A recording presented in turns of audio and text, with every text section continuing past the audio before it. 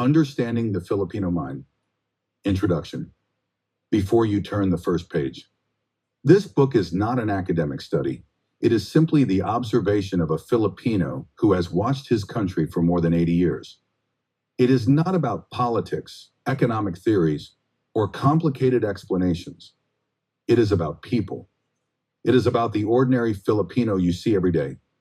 The mother who wakes before sunrise, the father who works quietly without complaint, the sibling who sacrifices so another can study, and the grandparent who keeps the family together. But before we begin, allow me to share a small personal story. In 1962, during my first year of college, I almost lost my chance to enroll. Heavy floods had struck parts of the country, and when I arrived in San Juan, the place was under nearly 10 feet of water. For a young student who had traveled far to begin his studies, the situation felt overwhelming. The roads were flooded, transportation was uncertain, and it seemed possible that my plans for school might collapse before they even began. But something very Filipino happened.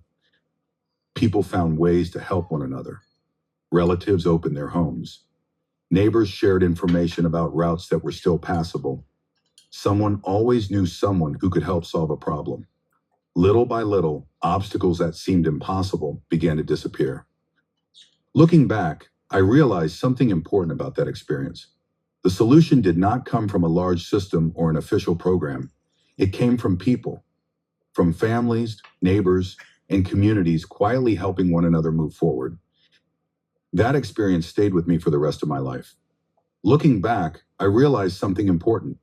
We learned how to help one another survive, but we did not always learn how to build systems that prevent the problem from happening again. For many years, outsiders have asked the same question. Why does the Philippines, with all its talent and energy, still struggle to progress as fast as its neighbors? The answer is not simple. But to understand the Filipino, one must look beyond numbers and headlines. One must look inside the home, the neighborhood, the church, and the small businesses that keep life moving. The Filipino mind is shaped by family, sacrifice, faith, resilience, and quiet responsibility. Many of these values are invisible to the outside world. They are rarely written in official reports, yet they hold the country together. This book is an attempt to understand those invisible forces. It does not claim to explain everything, but perhaps by the time you finish these pages, you will see the Filipino in a deeper and more human way. And maybe you will realize something important. The story of the Filipino mind is not only about a nation. It is about the universal human desire to care for others, to endure hardship, and to build a better future for the next generation.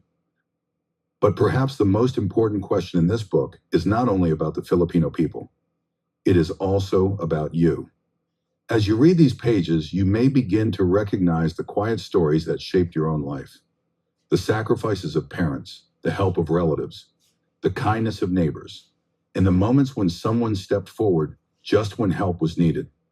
These small experiences may seem ordinary, yet together they form the invisible threads that hold families, communities, and even nations together.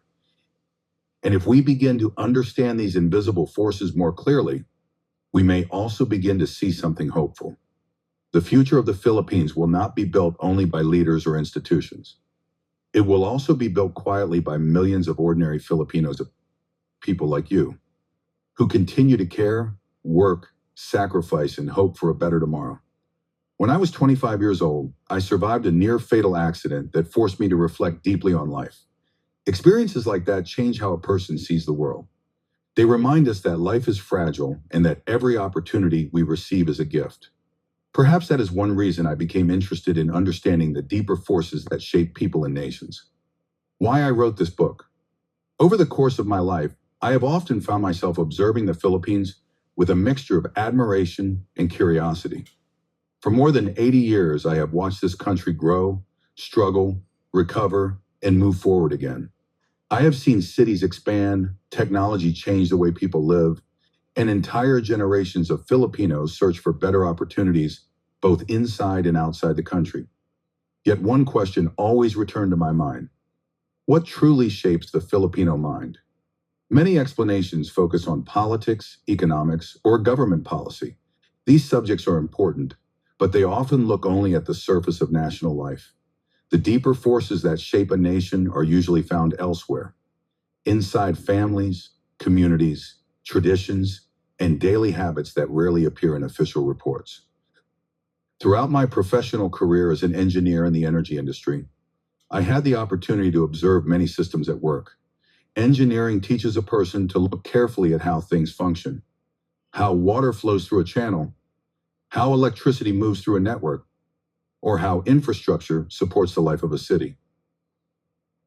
But over time, I realized that societies also operate through systems that cannot easily be measured by machines or instruments. The Filipino family, for example, functions as a powerful support network. Relatives help one another through education, sickness, and financial difficulty. Communities quietly assist neighbors in times of crisis. Small businesses appear in neighborhoods whenever opportunity arises. Millions of overseas Filipino workers travel across the world to support loved ones at home. These are not formal institutions, yet they play an enormous role in keeping the nation moving forward.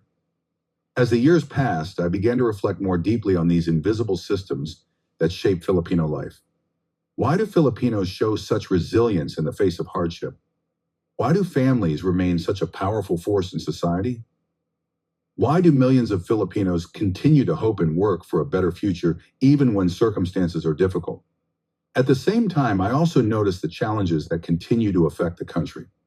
Traffic congestion, flooding, economic inequality, and the slow pace of institutional improvement. These observations gradually led me to study certain issues more closely. Over the years, I wrote small books about subjects such as urban traffic and water management, sharing them freely with people whom I believed might have the opportunity to move ideas forward. I did not expect recognition or reward. My only intention was to contribute in whatever small way I could to the improvement of the country. But beyond these technical questions, a deeper reflection slowly began to take shape in my mind. I began to realize that many of the Philippines' greatest strengths, family loyalty, resilience, faith, and bayanihan, are not always fully understood, even by Filipinos themselves. These values are often so deeply woven into daily life that people rarely stop to examine them. Yet these invisible forces are precisely what hold the nation together. This book grew out of that realization.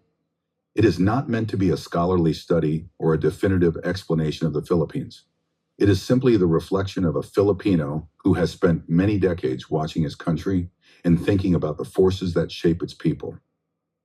My hope is that these pages will help readers look at the Philippines with fresh eyes. Perhaps they will recognize the quiet strength of the Filipino family, the creativity of small businesses, the sacrifices of workers who travel across the world, and the resilience that allows communities to rise again after hardship. If we understand these strengths more clearly, we may also begin to see how they can guide the country toward a better future. At this stage of my life, I no longer write in pursuit of achievement or recognition. I write out of gratitude. Gratitude for the many experiences life has given me, and gratitude for the country that shaped who I am. If this book helps even a few readers understand the Filipino people more deeply, then it will have fulfilled its purpose. I wrote this so the younger generation may understand who we are as a people, our strengths and our weaknesses, and use that understanding as a starting point to build a better, more disciplined, and more united nation. And perhaps it will encourage others to reflect on an even more important question. What kind of nation do we hope to build for the generations that will come after us?